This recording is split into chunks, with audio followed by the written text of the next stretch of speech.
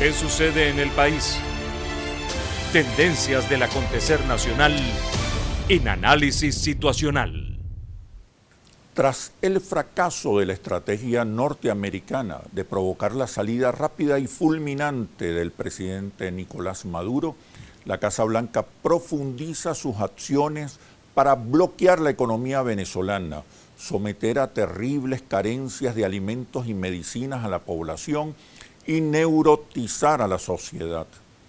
Se mantiene el objetivo táctico de derrocar al presidente Maduro, dividir y debilitar a la Fuerza Armada Nacional Bolivariana y desplazar al chavismo de todo espacio de poder e influencia social.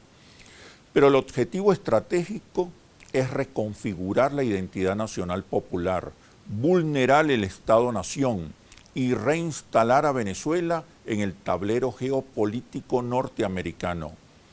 Recordemos las recientes declaraciones del enviado especial de Estados Unidos para Venezuela, Elliot Abrams, en las que admite que su gobierno no acepta la influencia de Venezuela y su modelo en América Latina y rechaza la creciente presencia de China y Rusia. Además, reconoció el interés estratégico de Estados Unidos por la más grande reserva petrolera del mundo. En el contexto de esta conspiración, se mueven las piezas para establecer enclaves militares y paramilitares en la frontera occidental de Venezuela, con la excusa de combatir a la guerrilla colombiana que viene de regreso a la lucha armada, cuando lo que realmente está planteado es la fragmentación del territorio nacional. Entre tanto, el plan de neurotización continúa con el proceso de acumulación de angustias colectivas para acentuar la incertidumbre y la sensación de desprotección y desesperanza. Los tiempos se aceleran y la Casa Blanca se plantea agravar hasta el extremo la crisis venezolana antes de la culminación del periodo legislativo del diputado Juan Guaidó y antes de la convocatoria a nuevas elecciones parlamentarias. Para el gobierno bolivariano son tiempos de asedio imperialista, pero también de oportunidades. Es necesario moverse hacia el centro político, donde se encuentra la mayoría del país, construir consensos policlasistas, relanzar su propuesta de sociedad y renovar sus relatos. Principalmente, la revolución bolivariana debe definir sin más demora su modelo económico y su relación con la clase empresarial, nacional e internacional, porque es la economía su más peligroso talón de Aquiles.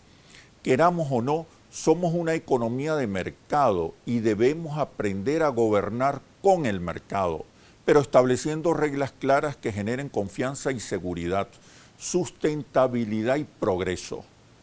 Enfrentar la crisis económica con urgencia y eficacia, lograr la estabilidad macroeconómica del país y la recuperación del crecimiento exige de la construcción de amplios consensos y del establecimiento de espacios de conciliación y diálogo alrededor de un modelo económico post-rentista y diversificado, compartido entre el Estado, los sectores productivos privados, el poder popular y el liderazgo democrático del país.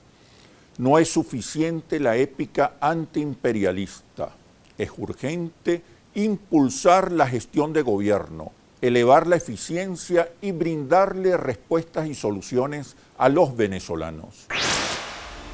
Para analizar estos temas voy a conversar con las lideresas políticas Mercedes Malavé, presidenta de COPEI, y con María Verdial Durán, vicepresidenta del MAS. ¿Qué sucede en el país? Tendencias del acontecer nacional en análisis situacional. ¿Qué sucede en el país? Tendencias del acontecer nacional en análisis situacional. Hoy nos acompaña Mercedes Malavé, presidenta de COPEI, doctora en comunicación institucional, profesora universitaria e investigadora. También nos acompaña María Verdial Durán, vicepresidenta del MAS, abogada, especialista en ciencias penales y criminológicas, políticas públicas y derechos humanos. También es profesora universitaria. Bienvenidas. ¿Qué está pasando en el país que las mujeres comienzan a tener un papel fundamental, relevante en la dirección política? Pienso que las mujeres siempre han estado presentes en política, siempre hemos colaborado en toda la estructura política de la sociedad. Cumplimos el mismo rol que cumplimos en otros aspectos de la sociedad, pero en concreto en la política yo tengo la convicción de que las mujeres podemos recuperar en la política el sentido altruista. Yo siempre le digo a las mujeres de COPEI que donde hay una mujer hay bien común, hay preocupación por el otro, hay atención de los más necesitados. Y pienso que hoy más que nunca el país lo necesita. Bueno, las mujeres siempre han estado en la política, a lo mejor con diferentes visiones. Hoy en día, a lo mejor vemos mayor participación de las mujeres, vemos mayor efectividad en el desempeño, tanto profesional como en otras áreas. Pero en la política, por supuesto, además resaltamos mucho cuando una mujer está en la actividad política, por lo general, aparecemos mucho en el activismo, en la opinión pública, en el hacer las cosas de manera diferente. ¿De qué manera? ¿Qué agrega bueno, ¿de qué manera? De la forma, bueno, por la visión que tenemos las mujeres, además de la pasión con que afrontamos las responsabilidades. Estar en el mundo político no es fácil, sobre todo para las mujeres ha sido un batallar, poder además tener posiciones de partidos políticos, posiciones de dirección, posiciones de relevancia, no es fácil ni se ve mucho tampoco, porque una cosa es tener a las mujeres para opinar o a las mujeres para acompañar, para decir, con decir mujeres y hombres no se está calificando o meritando la labor de la mujer, sino en el accionar y en la representatividad que tiene la mujer en el rol que desempeña en la política actual en Venezuela. Dicen que las masas son femeninas, pasionales. ¿Qué crees? Sin embargo, pienso que las mujeres vamos mucho hacia lo concreto. Sabemos señalar lo específico, lo concreto. Sabemos poner los pies sobre la tierra. Sabemos captar las necesidades reales de la gente. Somos muy buenas, me parece a mí, para intuir también, para saber hacia dónde va la sociedad y cuáles son las demandas y las cosas que pueden pasar eventualmente. Dicen que son mejores administradoras. Desde luego. En los focus group. Desde luego. No, casi siempre es así. Para todo es mejor revisa, hasta cuando vas a un sitio público, mira, revisa la cuenta, aunque no la vayas a pagar, pero sí tenemos el tacto específico para administrar mejor tanto los bienes como las responsabilidades o las cosas que tenemos pendientes. El chavismo reveló un rol fundamental de las emociones. Aunque ya se había descubierto, la ciencia ya había descubierto el rol fundamental que tienen las emociones en la razón, en la decisión. Pensamos lo que sentimos, dicen los expertos. ¿Qué emociones puede agregar dos mujeres en esos roles tan importantes al frente de las organizaciones políticas, COPEI y el MAS? ¿Qué emociones puede agregar? Porque el relato de la oposición luce muy desconectado de los verdaderos sentimientos, aspiraciones de la gente. Las emociones yo creo que tienen que ver con lo que uno ve, con lo que uno siente, con lo que uno percibe, con lo que uno visualiza permanentemente en la actividad política. Y esas emociones se encuentran en la realidad que está viviendo el venezolano, en la realidad que tú puedes observar con este caos generalizado que atraviesa el país y que por supuesto afecta a los sectores más vulnerables. Y es ahí donde la dirigencia política a lo mejor está desconectada. Una cosa es la agenda política confrontacional, la agenda política polarizada, y otra cosa es la realidad de los conflictos y de las soluciones que requieren los venezolanos, que requieren, repito, los sectores más vulnerables, y es ahí donde a lo mejor la mujer tenemos una visión diferente, una visión que te sensibiliza ante la realidad actual. Así es, las mujeres, las pasiones y las emociones en sí mismas no son ni buenas ni malas, todo depende del objeto en el que las pongas. Si tú pones las emociones y las pasiones para dividir, para confrontar, para poner a la gente a pelear, pues en ese sentido las pasiones hacen un daño. Ahora, tú puedes defender con pasión la dignidad de la persona, la opción preferencial por los pobres, el resolver los problemas de la gente, los problemas de los niños, la defensa de la niñez y todas esas cosas que son racionales y son buenas, cuando van acompañadas de las emociones y de las pasiones, tienen un efecto multiplicador y un compromiso, una lealtad mucho mayor. En Chávez, las mayorías populares veían a un padre protector y amoroso, que los defendía, que los hizo visibles, protagonistas, así sea simbólicamente. ¿Qué puede aportar la mujer en esos relatos, en esa manera de relacionarse con la gente, sobre todo con la gente más humilde? Desde el punto de vista, digamos, del discurso político, las mujeres también pueden llegar a tener mucho carisma, y de hecho ha habido mujeres muy carismáticas. Desde el punto de vista de la política concreta, pienso que la mujer tiene una fortaleza especial para insistir una y otra vez en volver a la realidad, volver a los problemas reales de la gente, hacer que las cosas vayan agarrando un rumbo que realmente coopere al bien de las personas, y en eso podemos ser muy tercas, muy insistentes si queremos. También podemos irnos por un camino de idealismos, de utopías, de fantasías, pero creo que en este momento el país necesita más bien mujeres muy solidarias, muy cercanas, con carisma, con altruismo, pero al mismo tiempo con una capacidad de estar en la realidad de los problemas de la gente. La política como cosa de hombres. No, a lo mejor puede ser vista de una forma machista en algunos momentos, pero creo que el desempeño, la perseverancia, la constancia de las mujeres, y tenemos que decir de las pocas mujeres, porque en realidad no hay muchas mujeres en la actividad política, pero las pocas mujeres que decidimos dedicar parte de nuestra vida a la actividad política, bueno, tiene que ver con eso, con la permanencia, la constancia y la perseverancia, la presencia en la vida política cotidiana y esa sensibilidad que nos hace ver y nos hace mantener la vigencia y la constancia permanente en las actividades, repito, en las actividades cotidianas y sensibles de la sociedad. ¿Qué vienen a aportar ustedes a la política venezolana? ¿En qué creen ustedes que pueden cumplir un rol fundamental como lideresas políticas? Bueno, yo creo que nosotros primero tenemos una visión diferente a lo mejor a lo que se ha visto durante muchos años. Tenemos visiones no solamente estos 20 años de un tipo de política que está atravesando el país, sino también el estudio, la constancia, el análisis de otro tipo de política, de lo que es la democracia, de lo que es el ejercicio político como tal, y por lo tanto vemos las cosas a lo mejor con más sensatez para materializar en términos generales el aterrizaje de cómo debe dirigirse la política en la actualidad. A lo mejor no tenemos la misma retórica de la política tradicional, sino que somos más concretos, vamos al grano de la situación. Por eso hablamos de la sensibilidad y hablamos de los problemas cotidianos, hablamos de la necesidad de la solución de los conflictos sociales y no de la diatriba política simplemente. Ahora, desde el punto de vista, digamos, también más abstracto, pienso que la mujer ahora en política tiene un compromiso con la paz. Tenemos un compromiso con la paz que quiere decir dirimir conflictos, ser agentes de unidad, ser puentes entre las personas, no levantar muros. Las mujeres, si queremos, podemos unir mucho, podemos dirimir conflictos, podemos ser agentes de cambio en paz.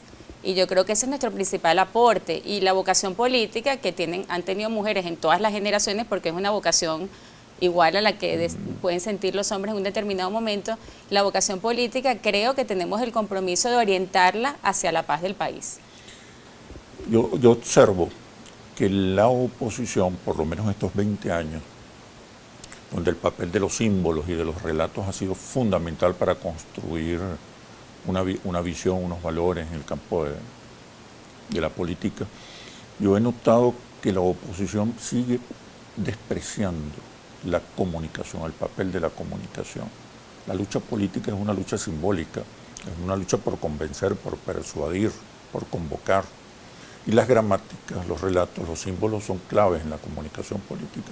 Tú como comunicadora, ¿a qué atribuyes esas debilidades comunicacionales o simbólicas de la oposición frente a un adversario muy poderoso en el terreno de los símbolos. Yo pienso que la oposición sí ha tratado de desarrollar una narrativa épica, republicana, en algunos casos hasta moralista, podríamos llamar. Pienso que sí ha habido esfuerzos por hacer eso. Ahora, el papel de la oposición en este momento, estratégicamente, tiene que ir orientado hacia la solución de los problemas de la gente.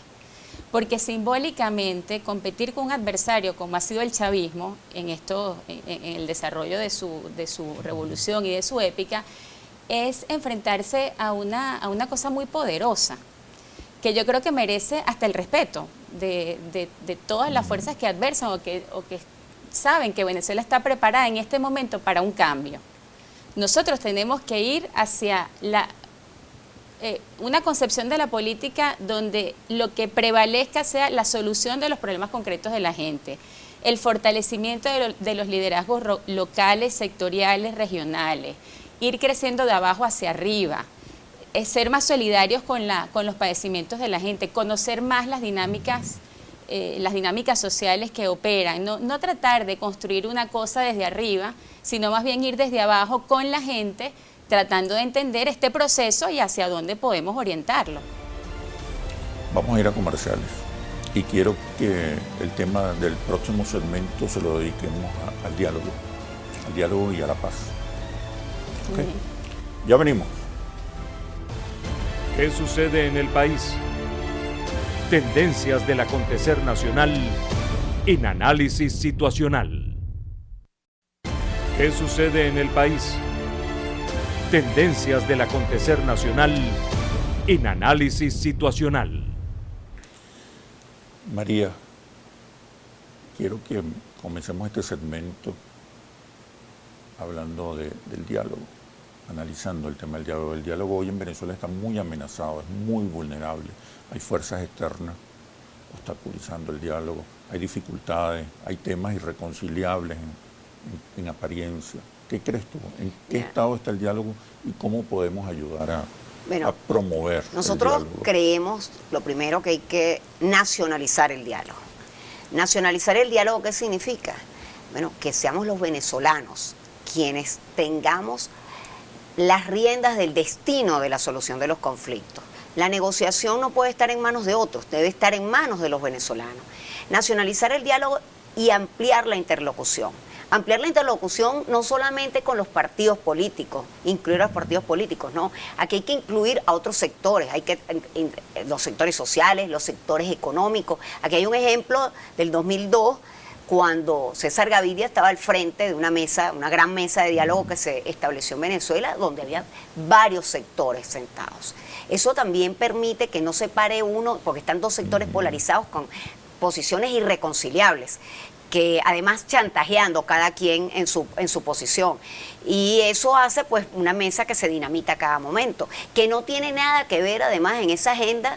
Primero no sabemos de qué se está discutiendo, es un diálogo totalmente secreto, pero además no está la agenda social, no sabemos si los conflictos que atraviesan los venezolanos, que padecen los venezolanos a diario, están en esa mesa.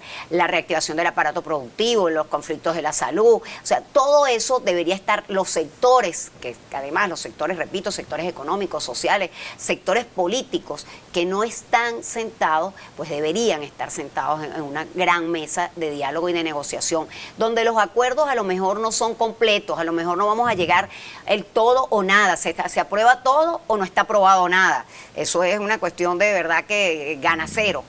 Y el apostar al todo o nada nos ha dejado sin nada. Es necesario a lo mejor hasta acuerdos parciales, ir avanzando. Parte del diálogo se puede retomar con el retorno del PSUV a la Asamblea Nacional, por ejemplo.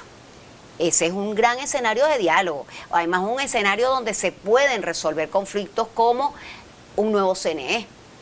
Entonces, son escenarios que se desaprovechan. Escenarios en los cuales no sabemos si ni siquiera está en la expectativa de los factores politizados, polarizados y confrontados a muerte, al quítate tú para ponerme yo. Entonces, por eso que el diálogo y la negociación, satanizada por estos mismos actores, tiene que retomarse de forma diferente. Mercedes, ¿qué opinas? Estoy completamente de acuerdo con María. El diálogo se tiene... Involucrar también a otros sectores. a los partidos de la oposición que llaman más moderada, más democrática. El diálogo político, el diálogo nacional, la unión de Venezuela tiene que ser el motor de la movilización aquí. O sea, nosotros tenemos que movilizar, como pasó en Túnez, por ejemplo, como pasó en Alemania. Tenemos que movilizar, hacer al pueblo de Venezuela un agente de presión para la negociación y el diálogo, porque todos sabemos que la única manera de producir una salida a los problemas de los venezolanos es mediante un diálogo, mediante una negociación, mediante un acuerdo. Y ese tiene que ser el gran motor de la sociedad en este momento, una sociedad que quiere cambio, que quiere que le resuelvan sus problemas, que quiere superar esta diatriba agónica. Y la única manera de hacerlo es nacionalizando esa política como propia, haciéndola propia. Ahora, si nosotros por un lado hablamos de un diálogo, pero por otro lado el discurso político, el discurso nacional, el mensaje es no diálogo, es confrontacional, es belicista, entonces estamos dejando el problema en manos de terceros, porque nosotros en una agenda confrontacional y belicista no podemos hacer nada. ¿Qué hacemos con esos factores externos que están jugando un rol fundamental, están jugando un protagonismo? Precisamente los factores internos no podemos permitir que sean los que deciden otros, que sean esos sectores externos los que tomen las decisiones, si yo me voy a mover de aquí hacia allá. Bueno, primero tener la conciencia de que eso está sucediendo y de que no podemos ser tutelados por nadie. Debemos tomar las riendas y ser nosotros. Primero, nosotros lo hemos dicho también de una manera, la oposición venezolana, los sectores democráticos venezolanos tienen que reconciliarse, tienen que encontrarse y tienen que fijar una estrategia. No puede ser que entre los mismos sectores se ataquen, se vulneren permanentemente y bueno, solamente favorezcan la confrontación política de todo tipo, tanto la confrontación política con el oficialismo como la confrontación política interna entre los sectores democráticos. Entonces, eso es una gran debilidad que tenemos los sectores democráticos en Venezuela. No entendernos, no comprender que hay que fijar una estrategia y bueno, y cometer todos los errores que se han cometido durante estos 20 años. Ustedes están de acuerdo con la mediación, pero no con la intervención.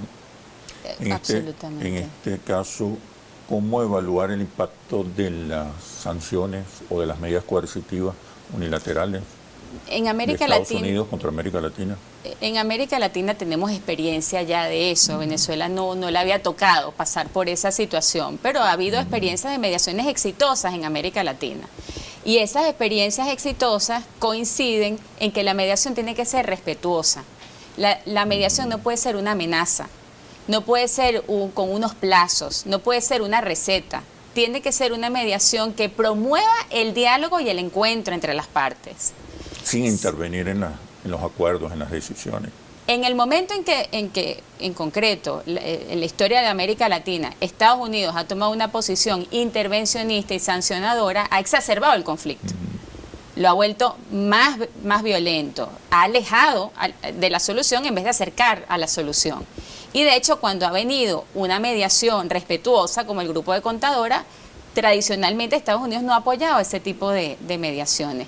Por lo tanto, nosotros tenemos que comprender, y creo que eso es un paso de madurez política de los venezolanos, que esas posiciones extremistas nos alejan de la solución, que terminan siendo como el autorretrato o el autorrelato, para usar las expresiones que tú usas, el autorrelato, el relato parecido de blanco y negro, todo o nada, que termina alejándonos de la solución de los problemas. Necesitamos una mediación respetuosa. Y yo también añado una mediación latinoamericana, una mediación donde los agentes mediadores entiendan, tengan nuestra misma identidad, tengan unas vivencias parecidas, conozcan el problema de la desigualdad, conozcan el problema de la autodeterminación de los pueblos, entiendan esas dinámicas, porque son dinámicas que tienen unas raíces en América Latina muy antiguas también y similares. Pero el diálogo sigue amenazado. ¿Qué se puede hacer hoy para salvar, para proteger el diálogo? Desde el MAS, desde COPEI. Precisamente ese diálogo que se está haciendo, bienvenida sea la mediación, bienvenido sea el acompañamiento internacional, la solidaridad internacional.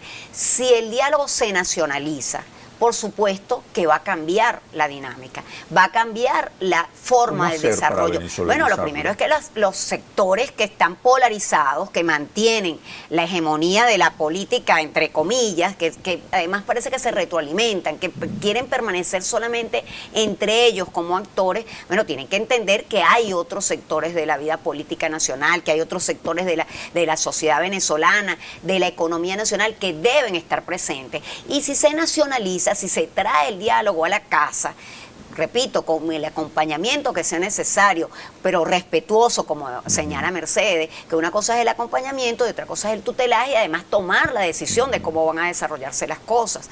Entonces, eso lo tienen que entender los dos actores polarizados que pretenden mantenerse, no sé hasta cuándo, en un conflicto sin ningún tipo de salida, y además que dándole largas hasta no se sabe cuándo. Si deciden, si se toma la decisión de incluir mayores sectores, de ampliar la participación y de nacionalizar el diálogo, seguro que los resultados van a ser diferentes.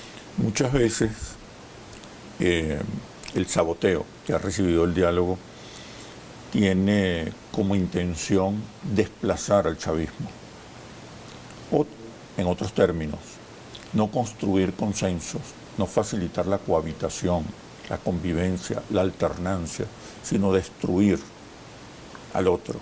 En el caso específico del chavismo, ¿qué valor le otorgas tú, Mercedes, al chavismo en el futuro político, en el futuro del país?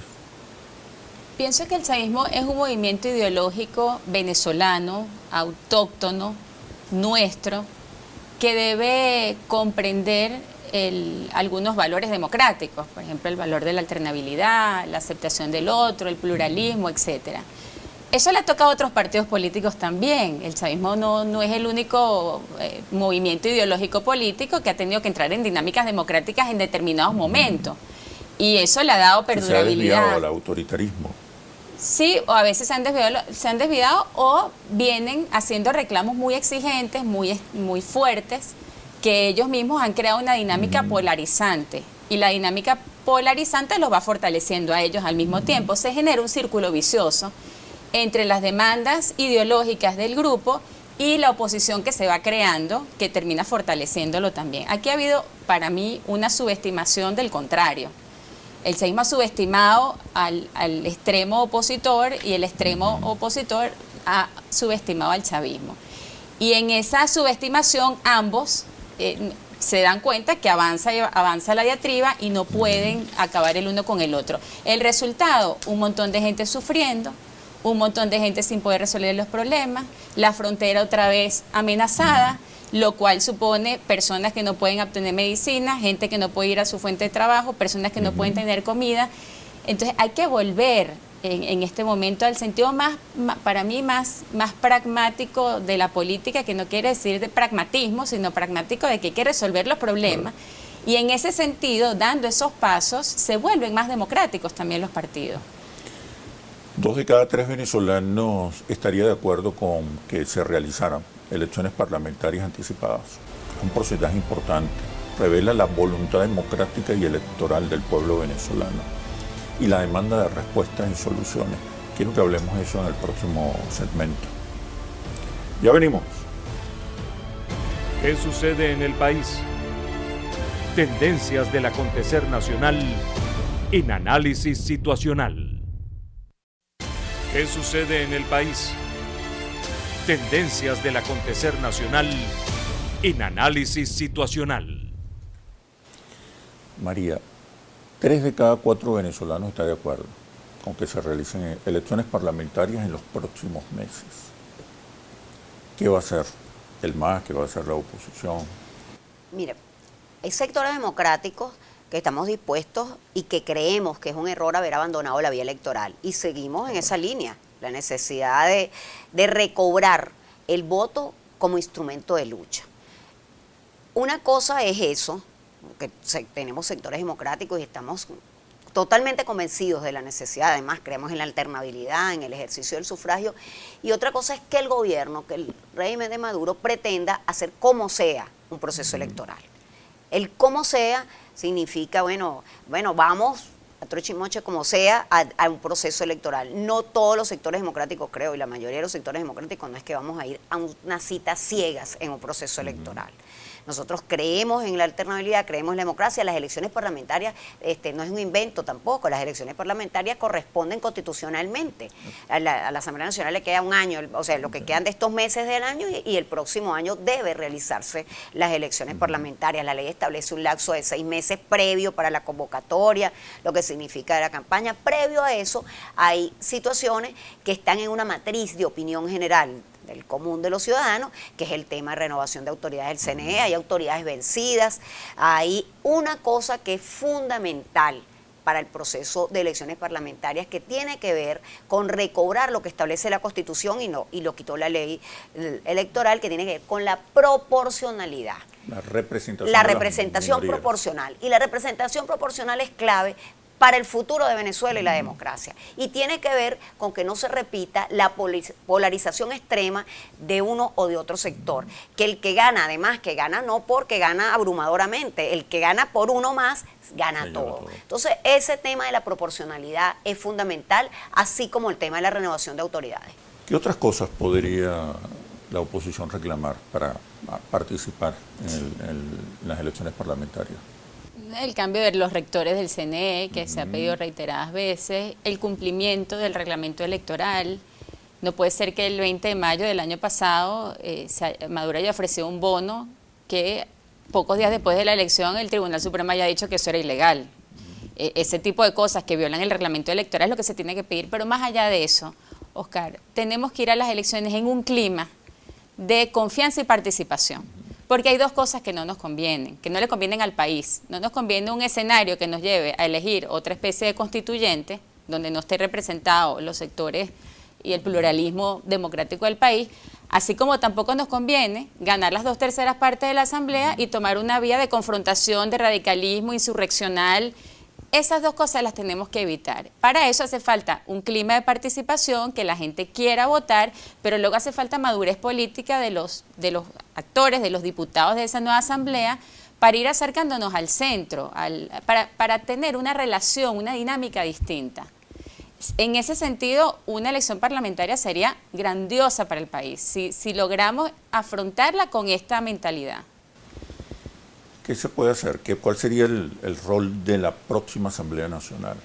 En las pasadas elecciones, la mayoría de los venezolanos afirmaba que la principal tarea de la nueva Asamblea Nacional debería ser resolver los problemas económicos. No llegaba a 20% quienes decían que la nueva Asamblea Nacional debería servir para sacar a Maduro del poder. La mayoría de los venezolanos lo que están pidiendo es conciliación y respuestas.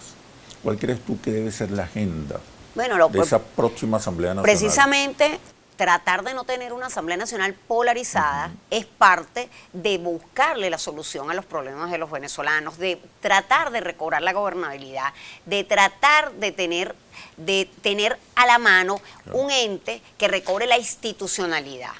Porque si tenemos un sector o tenemos el otro imponiéndose, bueno, ya vemos las resultas, ya vimos lo que es el resultado de una Asamblea Nacional polarizada, pero además del respeto por parte de los otros poderes, del Ejecutivo, de que va a existir una Asamblea Nacional también. ¿Qué va a venir después de las elecciones de Asamblea? Bueno, el cronograma electoral lo dirá, el nuevo CNE lo dirá, las autoridades electorales dirán cómo se van a ir desarrollando, pero es fundamental. Por eso insisto en el tema de la proporcionalidad, tener una Asamblea Nacional que sea representativa de la realidad política y social del país. En los estudios, sobre todo, en los estudios Interlace, que son los únicos en los que creemos, por lo menos yo, mira, siempre aparece un porcentaje importante de electores favoreciendo a una alternativa independiente, a candidatos independientes, ¿no? Pero al final la elección se polariza. Sí. La elección ejerce una presión luego brutal sobre la decisión de los electores. ¿Cómo romper la polarización?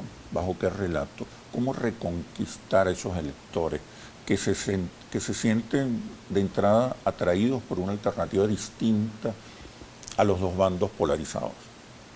¿Qué creen? Un discurso independiente me parece que tiene mucho que ver con un discurso comprometido con los problemas de la gente.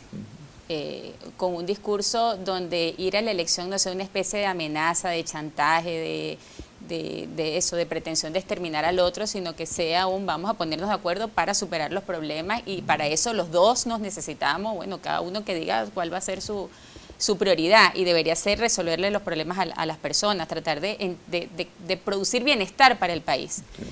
Después de eso, yo sueño porque no es lo que está pasando en el mundo. En el mundo vemos parlamentos muy polarizados, muy violentos, muy enfrentados, pero por lo que hemos estado viviendo en el país en los últimos años, por tanto sufrimiento dentro y fuera de Venezuela, yo sueño con un parlamento donde se aprueben muchas cosas por unanimidad, donde los diputados sean capaces de emprender juntos los cambios y las decisiones que hay que tomar para enrumbar al país hacia un destino distinto. Yo sueño con un parlamento donde todos, lo primero que tenemos que hacer es un gran acuerdo de reconciliación nacional, donde alejemos a los extremos. Cada uno tiene que alejar a su extremo más cercano y tratemos de ir dando pasos hacia el centro. Venezuela necesita eso, y es un sueño legítimo, un sueño que los políticos deberíamos estar dispuestos a satisfacerle a los venezolanos. El sueño de la unión nacional, de la reconciliación nacional, a partir del Parlamento venezolano, donde están representadas todas las tendencias. María, ¿qué hacer entonces en la campaña para reconquistar ese elector? Bueno, creo que tenemos que ir a señalar eso de que no es ir a seguir la confrontación política. El ciudadano está agotado de la confrontación política. El ciudadano está agotado de que es el quítate tú para ponerme yo, y mis problemas siguen igual y van creciendo. Entonces, ver cómo nos encontramos. La reconciliación, nosotros estamos totalmente ganados para la reconciliación, sumados para que los venezolanos tratemos de salvar a Venezuela. La reconstrucción del país pasa por todos. Aquí van a seguir existiendo adecos, copellanos, masistas del PSUV, de todos los partidos políticos y quienes no militan en los partidos políticos. Y somos la unión de todos los venezolanos, y sobre todo viendo un futuro, un parlamento que puede ser el motor de capitalizar y de hacer las cosas de manera diferente, tratando de unir a los venezolanos y buscando la solución de los problemas de manera de construyendo consenso, construyendo puentes, tratando con la mayor armonía posible de lograr el entendimiento y el reconocimiento del otro. Bueno, tienen una gran oportunidad porque 6 de cada 10 venezolanos se autodefine en el centro político, ni chavista ni opositor. Bueno, Mercedes Malavé, presidenta de COPEI, María Verdial, vicepresidenta del MAS, muchísimas gracias por este análisis situacional. Espero verlas muy pronto nuevamente en plena campaña. Gracias por la invitación. Ahora, el Monitor País Interlaces, después de los comerciales. Ya venimos. ¿Qué sucede en el país? Tendencias del acontecer nacional en análisis situacional. ¿Qué sucede en el país? Tendencias del acontecer nacional en análisis situacional. Con relación a las elecciones parlamentarias, el Monitor País Interlaces, correspondiente al mes de agosto, con una muestra estratificada de 1.580 entrevistas en todo el país, concluye que el 74% de los venezolanos opina que la Asamblea Nacional, con mayoría de la oposición, no cumplió con lo que esperaban sus electores. El Monitor País Interlaces revela que 68% de los electores estaría de acuerdo con realizar elecciones parlamentarias en los próximos meses y 75% definitivamente y probablemente irían a votar en estas parlamentarias. Por otra parte, el estudio de Interlaces también concluye que entre una lista de 21 instituciones públicas y privadas evaluadas, Globovisión se ubica entre las primeras 5 instituciones mejor valoradas por los venezolanos. De acuerdo a un informe emitido por el Departamento de Medicina Legal de Colombia, 233 migrantes venezolanos han sido asesinados en ese país en lo que va del año 2019. En el periodo entre 2009 y 2017 murieron 513 venezolanos en ese país de forma violenta. El documento reseña además que al menos 1.974 migrantes venezolanos han sido víctimas de distintas formas de violencia, solo durante este año 2019, por distintas razones, pero la causa principal es la xenofobia. Mientras tanto, el gobierno colombiano continúa implicado en la conspiración contra Venezuela. El canciller Jorge Arriaza presentará ante la Organización de Naciones Unidas un informe con las pruebas que vinculan a Colombia en la preparación de actos terroristas y entrenamiento de mercenarios para promover la desestabilización en Venezuela. Un reciente trabajo periodístico de Bloomberg señala que funcionarios europeos consultados aceptan que fue un error anunciar el reconocimiento de Juan Guaidó como presidente interino de Venezuela. Por esta razón, en la mayoría de las naciones europeas se ha respetado la inmunidad de los funcionarios diplomáticos del gobierno bolivariano y nuevamente se abren las puertas para realizar negocios con la administración del presidente Nicolás Maduro. Celebremos la lucha de las mujeres por su participación igualitaria en el mundo del trabajo, la política y en la sociedad en general. Venezuela es de todos y la construimos entre todos. Todos somos la solución. Soy Oscar Chemmel y los invito a un próximo análisis situacional por Globovisión, el canal de la paz y la reconciliación.